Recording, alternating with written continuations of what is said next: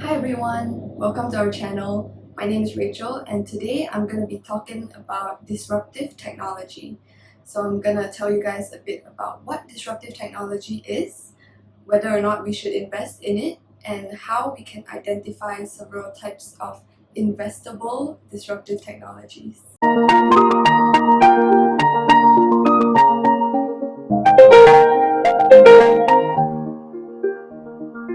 So what are disruptive technologies?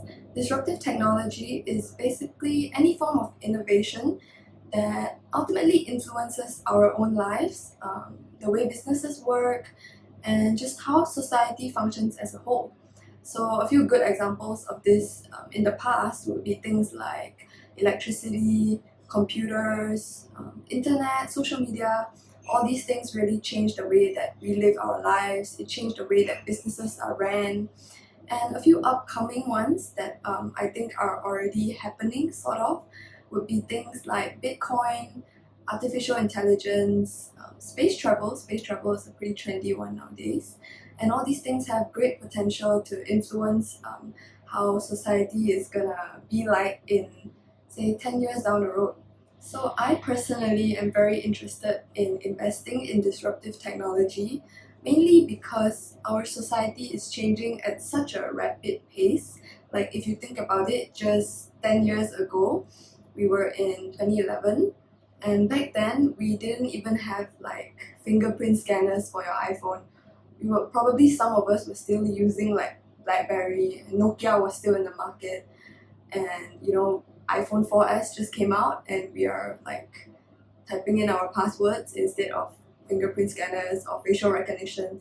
And so much has changed in the past 10 years, and we barely even think about it now that everything is changing. And I think that change is only going to happen at a faster pace in the future, and that's why disruptive technology is such an important field that we should be focusing on. Of course, investing in these technologies comes with a certain set of risks, especially if you're looking at technologies that are still very new, companies that are still very new, they're not very well established yet, then there is always a possibility that, things just might not work out for them. Or if you look at it from another point of view, it can also be said that all these technologies are generally still very undervalued in the current market. So if you're one of the early ones to get in there, you might be rich in 10 years, who knows? So the founder and CEO of ARK Investment, her name is Cathie Wood. She actually gave a number of talks online on how you can identify investable disruptive technologies. So to sum up what she says, basically she's saying that firstly you have to look at when the cost curve of this technology is declining. So what this means is basically that when you see that this sort of technology is dropping in cost, what it's telling you also is that there's an increase in demand for this specific technology, and there's therefore an increase in the production of it, and that's why the cost is decreasing. So in other words, it's basically saying that okay, society is starting to accept this technology, so that's why there's an increase in demand. So you sort of know that it's slowly being integrated into our society. The second point that Cathie Wood points out is cross-sector ramifications for identifying an investable disruptive technology. So here what she's basically saying is that you want to look for technologies that have a very huge impact on various businesses and on in our daily lives as well. So the more it is integrated into our daily lives, then the more likely it becomes like an indispensable sort of technology for us. So a very good example in the past would be the internet, social media. All these things really change the way we run our businesses, the way we live our daily lives. And I think one potential disruptive technology that has this sort of impact would be cryptocurrency.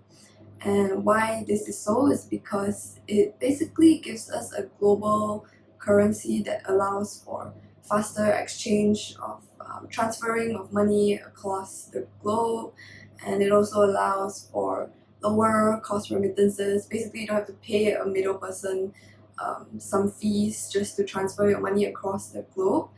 And yeah, I think that definitely is going to change the way that businesses work. It's going to improve a lot of things in our daily life, and that's why I think that it's one of the disruptive technologies that really has a lot of potential. So Kathy Wood also points out a third point, which is to look for disruptive technologies that spawn more innovation. So to use the example we had previously, basically if you have electricity, that's where you get your computers, and from computers you can get the internet, and from the internet we got social media. So it's sort of like each technology gives us more potential to create further, like branch out into further different sorts of technologies.